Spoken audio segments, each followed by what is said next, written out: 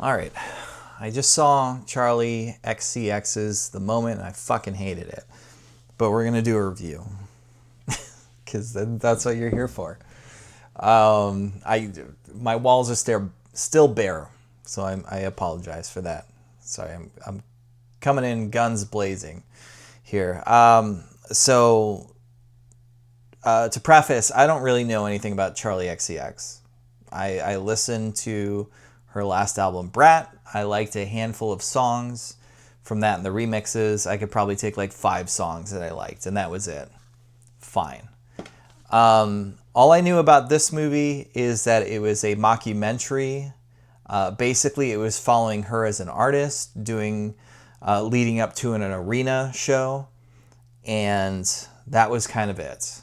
And I didn't hear favorable things. I didn't look too deep into it, but I know, like, as far as I know, Rotten Tomatoes, we hate to love it, but the reviews from critics were not too favorable. But you know what? Fuck it. Let's go see this movie. So I went to see the movie. Full disclosure, I walked in nearly 20 minutes late, but in my defense, I was at home pooping because I'd rather do that at home. I have a bidet. It's what I do. I'd rather do that than go to the theater and poop. But I was meeting a friend. I didn't want to cancel the meeting, so I went to see it. And I didn't think this was the kind of movie where I really feel like I was missing anything, and I don't think I did. In fact, even missing 20 minutes, I felt the movie really dragged. But anyway, again, it is a mockumentary. We do follow Charlie. She's leading up to this big arena show, and it kind of pokes fun a little bit at the fandom, I guess. There are moments, and of course at the kind of like rock star lifestyle, you could say. But watching this movie, I just felt this was all territory covered many years ago by Rob Reiner and his incredible team of people. And there are situations where I'm like, I know this is supposed to be a comedic scene, and it just isn't. It doesn't click. It's not good. You know what it felt like? It felt like, what if it was Spinal Tap, but the script wasn't very good and it was directed by the Safdie brothers? That's what this movie felt like. And so it was a frustrating watch, and there was probably some cameos that I didn't pick up on because I'm fucking old. And I don't really know. I think Kylie Jenner, I think she's in the movie. I'm pretty sure, because my friend who saw the movie was like, oh, and when Kylie Jenner came in, and I'm like, who, when, where, but I'm so far removed from, pop culture sometimes, so I didn't recognize her or know, nor did that scene that she's in make any effect on the movie whatsoever. There is one star I recognize, that is Alexander Skarsgård. He's in the movie. He kind of steps in because he's shooting her arena concert and kind of takes over from her.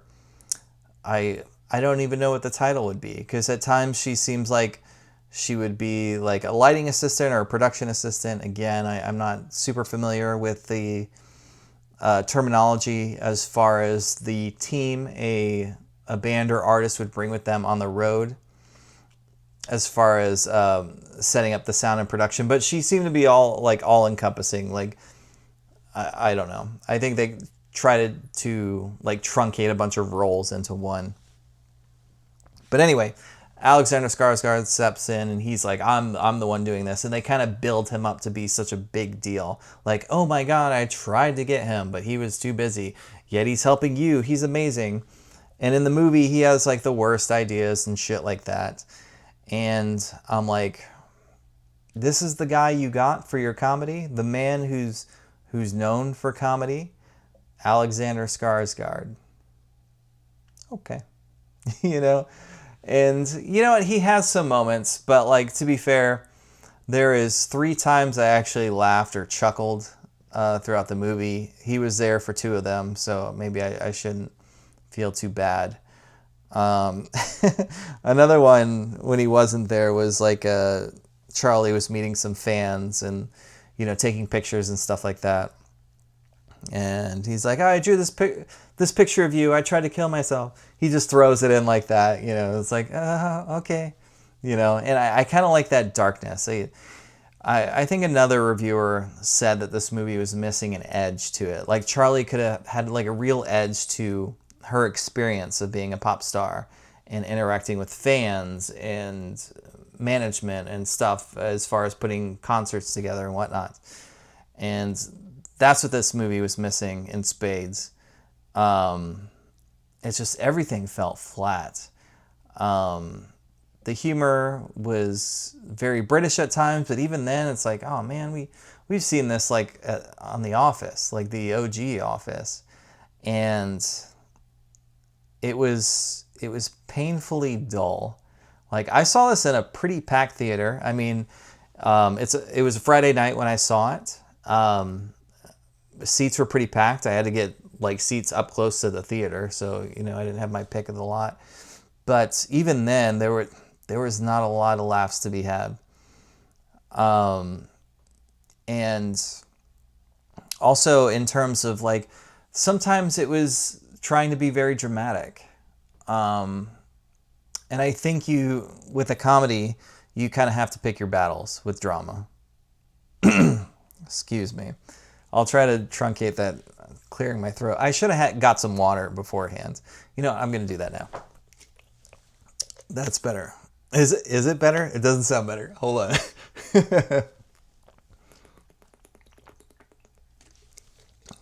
All right. Are we good? I think we're good.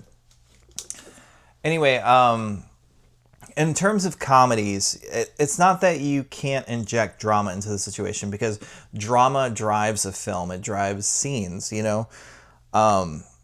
But there are moments of drama that just fell so flat with this.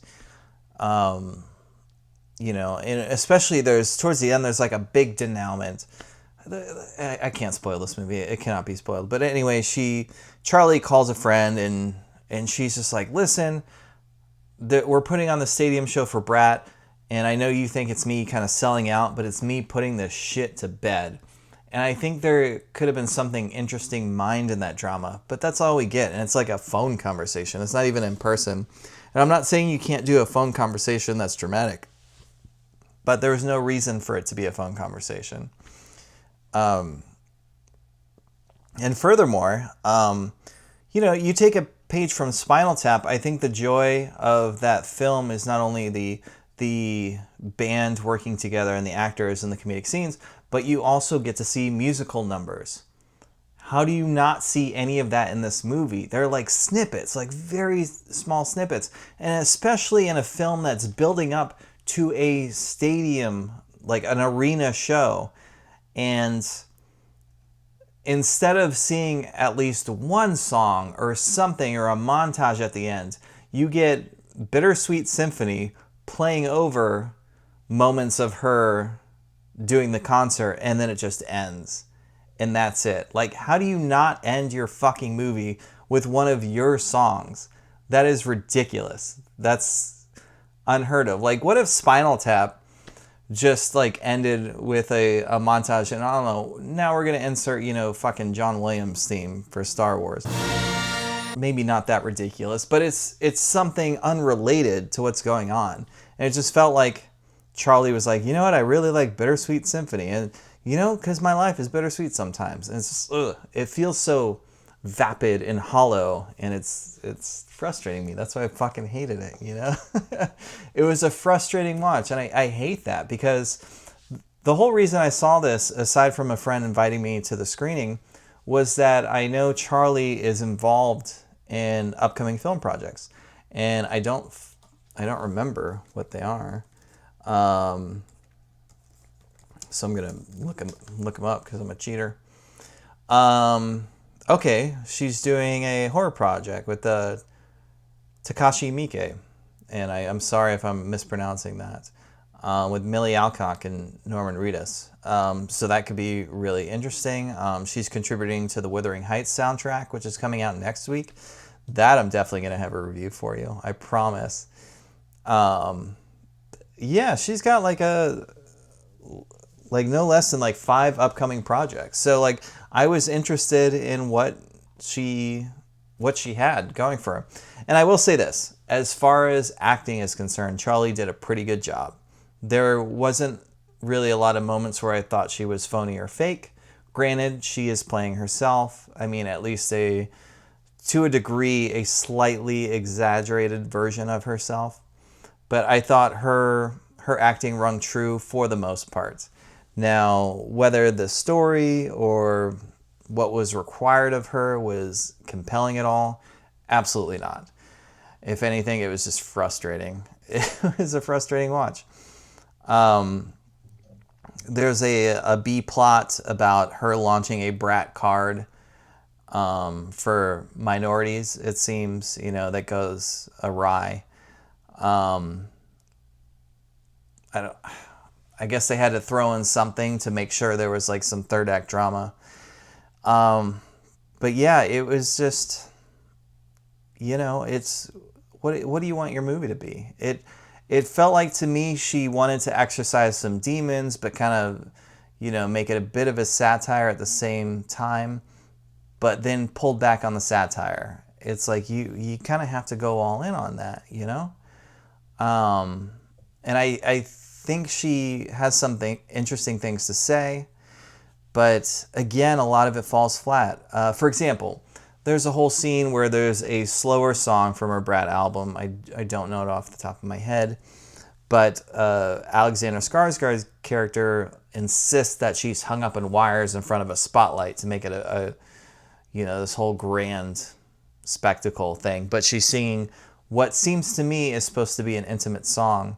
However, that is kind of deflated because, granted, a lot of her music is like this, but she's singing it and like there's a heavy application of autotune applied to it. There's Jesus, can I talk? There's pitch correction and then there's autotune, and everyone uses pitch correction. That's a thing, but like autotune, that's a stylistic choice. Fine. But I think if you're doing a song that's supposed to elicit a very intimate vibe, then it just takes away from it. At least that's my take on it. And I understand that is a preference, as is my viewpoint on her music. But then again, a handful of the music I've heard from Charlie I really like. And I just don't think the movie makes an attempt to tap into the fun or even the drama of her music. Like, why make a biopic, even if it's a faux biopic, and remove so much of your music from it? Like, that's, I feel like you're robbing your fan base of like what they're partially there to see, which is your performance and rehearsals. Like there's a small rehearsal moment, and I thought that was kind of cool in the movie, just to see a little behind the scenes. It wasn't trying to be funny. It was just a rehearsal moment, and that's fine. You can include that. But that was just like a small tiny, just a very small snippet in this whole movie about a musical artist that doesn't feature a lot of her music. And I found that really baffling. Sorry, I went on a bit of a rant there. I went into this movie with tempered expectations, but a curiosity. A curiosity in an artist I've never seen before. I've never seen her act. I've listened to very little of her music, but I do like some of her music that I've heard. She's obviously talented, and especially talented enough to score a bunch of like big roles in upcoming films, or at least roles in upcoming films. I don't know if they're big, but she's going to be a thing in film in the next couple of years. So it pains me to sit in a theater with an audience watching a mockumentary and just hearing every joke just fall flat, and it's frustrating. And especially when mockumentaries exist, especially on this very genre. Like, you cannot watch this and not think of like this is Spinal Tap. And the way you can't watch like a biopic and not think of Dewey Cox or something like that. Walk Hard, sorry. Dewey Cox is not a real person. But yeah, I was just a frustrating watch. I hated it. It's, you kind of have to laugh it off when you watch a movie that you don't like that much. It's really frustrating hard, but there you go. And last week I reviewed a Markiplier's movie, and I didn't like it. I didn't dislike it. It was just kind of there. But I knew that the fans kind of took to it. I understood why. Like, after the fact, I get it. I get it. And this is like, even if you're a Charlie XCX fan, it's like, what kind of lies are you telling yourself that you like this movie? That's a rough thing. It must be like the biggest inside joke that I'm just not in on. And that's fine. I don't want to be in on that joke. I want to distance myself from that joke and hopefully find my way into a better joke. I don't know. I'm kind of babbling at this point. So anyway, I fucking hated this movie. And I'm going to give that a big old 3 out of 10. Woo. But that's because there are some things going on here. And actually, I think Charlie may have something going for herself as far as acting-wise. I think if we have a director that knows how to utilize it with the proper story and the proper drama, I think she can do well. This wasn't it. This was a big misfire. It felt like it didn't know what it wanted to be. Did it want to be a mockumentary? Did it want to be a somewhat compelling take on some of the trials Charlie XCX has had to go through in her career, which I'm sure have been many, which could have been a very compelling narrative. But she wanted to make a satire, but it didn't really push really very hard into the satire territory. So instead, we're kind of left with this mess that somehow excludes most of her music. And where's the fun in that? It's just not a enjoyable watch. It's not a fun watch. It's like, I don't understand how anyone can get something out of this. And that's what makes it so frustrating for me. Yeah, that's it. I promise you guys I like movies. I'm not putting the Wistful into wistful thinking so far. Did I say welcome to wistful thinking yet? Welcome back to wistful thinking. That was it.